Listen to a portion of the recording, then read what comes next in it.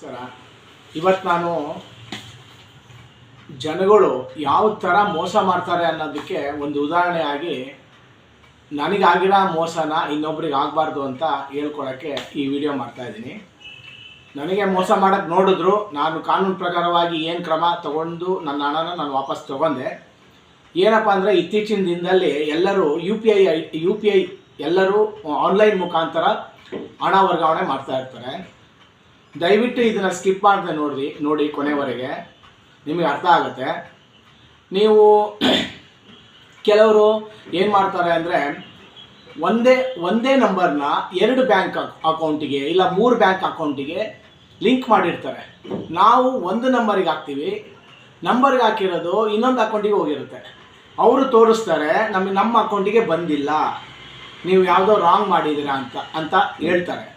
ನಾವು ಅದನ್ನು ಏನೋ ಒಂದು ತಾಂತ್ರಿಕ ದೋಷ ಇರ್ಬೋದು ಅಂತ ತಿಳ್ಕೊಂಡು ನಾವೇನು ಮಾಡ್ತೀವಿ ಅಂದರೆ ಇರ್ಬೋದೇನೋ ಅಂದ್ಬಿಟ್ಟು ಮತ್ತೆ ರೀಸೆಂಡ್ ಮಾಡಿ ಅಲ್ಲಿಂದ ನಾವೇನೋ ಪರ್ಚೇಸ್ ಮಾಡಿರ್ತೀವಿ, ಇಲ್ಲ ಯಾರು ಹಣ ಕೊಡಬೇಕು, ನಾವು ಹೊರಟೋಗ್ಬಿಡ್ತೀವಿ.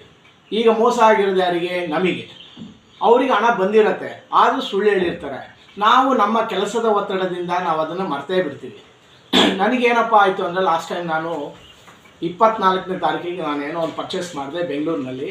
3,500 ರೂಪಾಯಿನ ಹಾಕ್ತೆ. ಹಾಕಿದ ತಕ್ಷಣ ಅವರು ಕರ್ನಾಟಕ ಬ್ಯಾಂಕ್ ಅಕೌಂಟ್ ಇತ್ತು ಅವ್ರ ಹತ್ರ. ನೋಡಿ ನಮಗೆ ಯಾವುದೇ ಥರದ್ದು ನಮಗೆ ಬಂದಿಲ್ಲ ಅಂದ್ಬಿಟ್ಟು ಮೊಬೈಲಲ್ಲಿ ತೋರಿಸಿದ್ರು. ನಾವೇನೋ ತಾಂತ್ರಿಕ ದೋಷ ಆಗಿರ್ಬೋದು ಅಂತ ತಿಳ್ಕೊಂಡು ನಾವು ಅದನ್ನು ಅಲ್ಲಿ ಏನೋ ಬರ್ಬೋದು, 1 ವೀಕಲ್ಲಿ ಬರುತ್ತೆ, ರಿಸೆಂಡ್ ಆಗುತ್ತೆ ಅಂದ್ಬಿಟ್ಟು ನಾವು ಸುಮ್ಮನಾಗಿ ಮತ್ತೆ 3,500 ಹಾಕ್ಬಿಟ್ಟು ಅವರಲ್ಲಿದ್ದಂಥ ಐಟಮ್ಸ್ ನಾವು ಪರ್ಚೇಸ್ ಮಾಡ್ಕೊಂಡು ಬಂದ್ವಿ.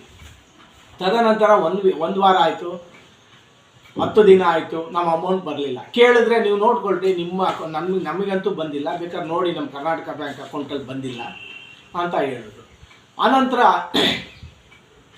ನಾನೇನು ಮಾಡಿದೆ, ಸಂಬಂಧಪಟ್ಟ ಪೊಲೀಸ್ ಸ್ಟೇಷನಿಗೆ ಹೋದೆ.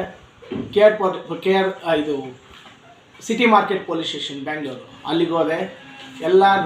ಎಲ್ಲ ಸಾಕ್ಷಿ ಸಮೇತ ದಾಖಲೆ ಸಮೇತ ನಾನು ರೆಡಿ ಮಾಡ್ಕೊಂಡು ಹೋದೆ. ಮೇಯ್ನ್ ಏನಪ್ಪ ಅಂದರೆ ಸಾಕ್ಷಿ ಬೇಕು ಅವರಿಗೆ. ನೋಡಿ ಎಲ್ಲ ಈ ರೀತಿಯ ಕಂಪ್ಲೇಂಟ್ ಬರ್ಕೊಂಡು ರೆಡಿ ಮಾಡ್ಕೊಂಡು ನಾನು ನೋಡಿ ನಮ್ದು 3,500 ಸೆಂಡ್ ಆಗಿರೋ ಒಂದು UPI ಒಂದು ಜೆರಾಕ್ಸ್ ಮಾಡಿ ಅದನ್ನು ಪ್ರತಿಯೊಂದು ಅಳವಡಿಸಿದ್ದೆ.